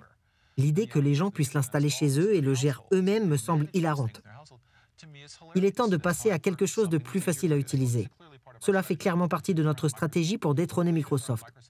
Toutefois, on ne peut ni lancer des flèches à Bill Gates, ni le haïr, ni l'envier, en raison du mode de fonctionnement de Microsoft. Il faut concevoir et créer des produits qui soient meilleurs que ceux vendus par Microsoft. Ellison se lance alors sur le marché des appareils grand public. Il le baptise l'ordinateur réseau, ou NC. Il a lancé l'ordinateur réseau en grande pompe. Les ordinateurs personnels fabriqués actuellement sont plutôt chers et très complexes. Nous avons créé cette nouvelle classe d'ordinateurs pour les êtres humains normaux, à un prix très bas et plus léger. Tout le monde peut désormais avoir un ordinateur en raison de leur faible coût et de leur grande facilité d'utilisation. Vous pouvez naviguer sur Internet, envoyer des courriels et il ne coûtera que 500 $. C'est, pour ainsi dire, une sorte d'appareil Internet, pas très différent de votre grille-pain. Je me souviens d'une discussion avec lui, où il disait que l'Internet permettait d'imaginer un monde dans le système d'exploitation de Microsoft sur tous les ordinateurs de bureau. C'est ainsi qu'est né le NC. Ellison se lance dans une campagne de promotion de la puissance de son nouveau bébé sur le web, tout en se moquant du populaire PC. Je déteste le PC avec ferveur. Mettez les choses sur le net. Ce sont des bits. Ne mettez pas de bits dans du carton. Du carton et des camions. Des camions pour les magasins. Vous allez au magasin, vous prenez ces trucs. C'est de la folie. J'adore l'Internet. Mais la chute des prix des PC signe l'échec du NC. L'idée n'était pas mauvaise. À mon avis, elle était plutôt prématurée. 5 ans un peu plus tard, il aurait conquis le public. Pour marquer la différence, tous les fabricants de PC, Dell, HP, Gateway, etc., ont créé un PC à 500 $ qui sert très bien le web et envoie des emails. Cela met fin à l'aventure d'Ellison sur le marché de la consommation. Son NC était trop en avance sur son temps, mais sa vision de l'Internet était toujours d'actualité. La base de données Oracle est devenue le fondement de tous les services Internet que nous considérons aujourd'hui comme acquis.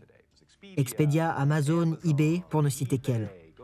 Toutes ces applications stockent les informations, les récupèrent, les transmettent et effectuent les transactions par l'intermédiaire de la base de données d'Oracle. Les gens pensaient Larry fou, alors qu'aujourd'hui, c'est un génie. Il a résolu le plus gros problème informatique de l'histoire. En 2000, Oracle, la société de Larry Ellison, fait partie de l'élite mondiale des entreprises technologiques.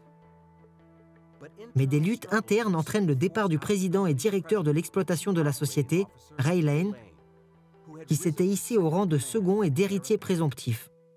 Il a décrit la philosophie de l'entreprise qui l'a quitté. Il ne suffisait pas qu'un vendeur atteigne son quota.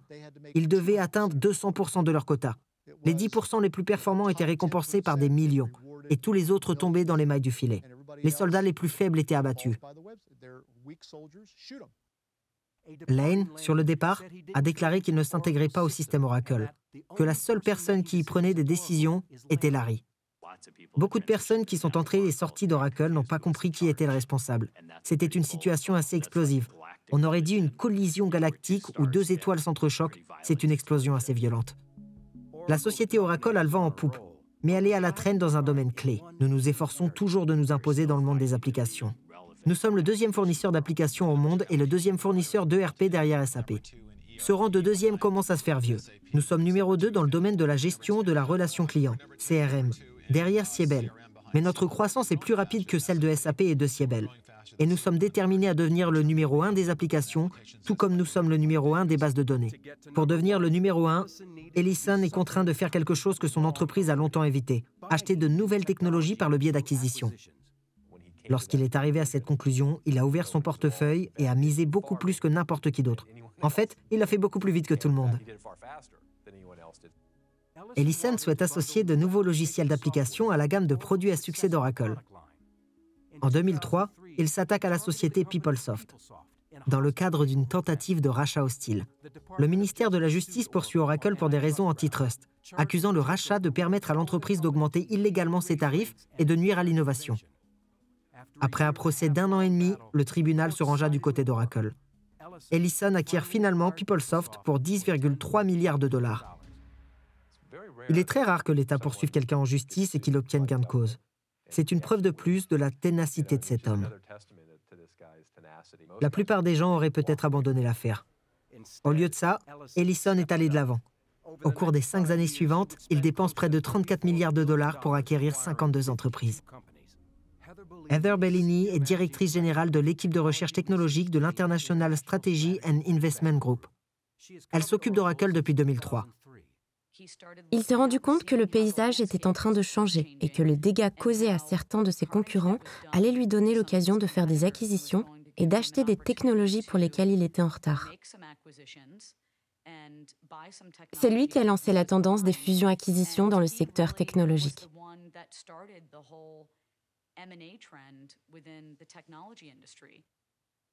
L'appétit d'Ellison pour les acquisitions s'accélère en 2009, avec l'achat pour 7,4 milliards de dollars de la célèbre société de matériel informatique Sun Microsystems.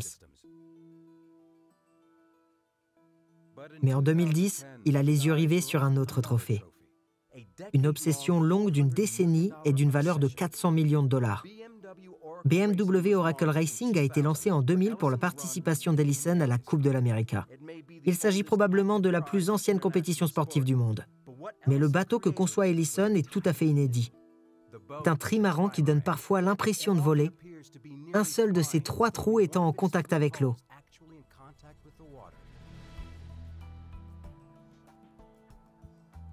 Les océans n'ont jamais rien vu de tel. Il ne fait aucun doute qu'il déteste perdre. Il n'y a aucun doute à ce sujet. Grant Dalton a affronté Ellison lors de la Coupe de l'Amérique. D'après mes souvenirs et les courses que j'ai menées et que je mènerai encore contre lui, c'est un homme qui est très déterminé dans son travail.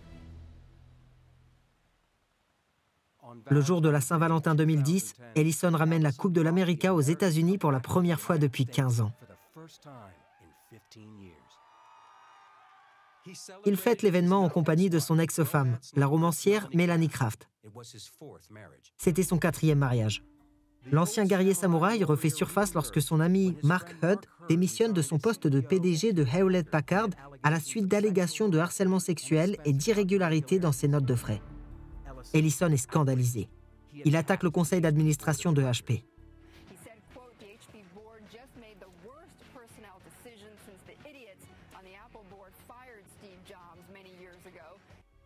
Tout juste 1 mois plus tard, Ellison stupéfie le monde des affaires en faisant volte-face et en engageant le dirigeant évincé. Le feuilleton de la Silicon Valley se poursuit lorsque HP nomme Leo Aptaker au poste de directeur général. Son ancienne société, SAP, est le principal rival d'Oracle dans le domaine des logiciels d'entreprise. SAP et Oracle étaient engagés dans un interminable procès pour violation de droits d'auteur qui a duré 3 ans et qui s'est achevé en novembre 2010. SAP, la société allemande de logiciels, a été condamnée à verser 1,3 milliard de dollars à Oracle. Il s'agit de l'accord le plus important jamais conclu en matière de piratage de logiciels. Larix contre Larry Ellison a fait couler du sang sur le champ de bataille des technologies de l'information. Et comme toujours, il est déterminé plus que jamais à gagner. Larry Ellison est un peu comme les Yankees de New York. C'est l'équipe que l'on aime détester. Et en tant que concurrent de Larry Ellison, je suis sûre qu'il est la personne que les gens adorent détester, rien qu'en raison de sa réussite. Alors que la plupart des visionnaires se contentent de dire « voilà comment le monde pourrait être », Larry, lui, imagine comment le monde pourrait être et s'efforce de le réaliser.